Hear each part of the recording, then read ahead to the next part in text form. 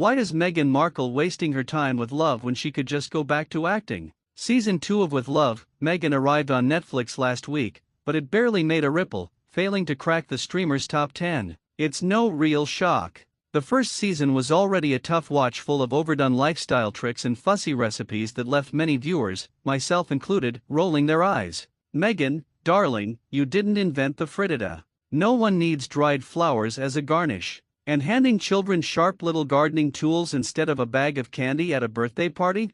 That's not wellness, it's a lawsuit waiting to happen. We appreciate your support and enthusiasm for our channel. If you'd like to help us grow, please subscribe and share our content with others. This time around, the Duchess invited big names into her glossy kitchen. Chefs Chang and Christina Tosi were roped into making elaborately unnecessary s'mores. Chrissy Teigen was forced to measure flour with a lab-grade scale before plucking her children's birth flowers to craft jewelry. Meanwhile, Meghan floated through the chaos in a $498 baby blue sweater, presenting a brand of hyper-stylized homemaking no working mother could sustain. Who has 7 types of rolling pins? Who has an entire craft barn? Certainly not the average Californian, many of whom can barely afford counter space, let alone room for rosewater experiments. The wealth gap in America is glaring enough without Markle reminding us how out of touch she's become. Viewers seem to agree. Whispers suggest Netflix won't renew With Love, Meghan for a 3rd season, though a Christmas special is reportedly still coming. The backlash, especially from the British press, has been relentless.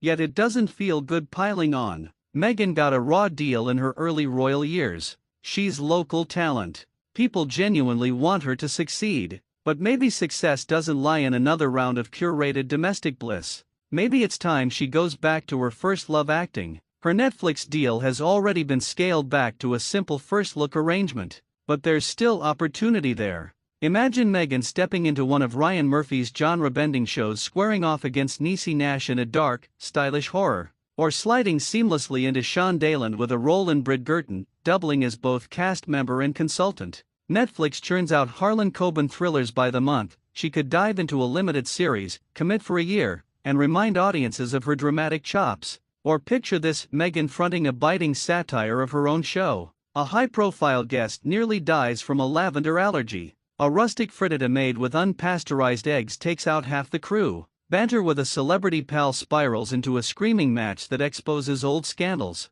It would be witty, meta, and deliciously watchable. There's also the safer bet, a mystery drama. Something like Murder in Montecito. A young woman marries into power and prestige, only to discover a sinister web of secrets behind the gated estates. It's got built-in intrigue, plus just enough edge to keep critics on their toes. And why stop there? Cast Olivia Colman as the fierce Texan matriarch of a political dynasty, and let Meghan play a thinly veiled version of herself, a woman thrust into a world of privilege who discovers it's not all it's cracked up to be. Viewers eat up that kind of satire, and the British press would go absolutely mad. It's a missed opportunity that Markle hasn't yet channeled her own lived experience into compelling drama.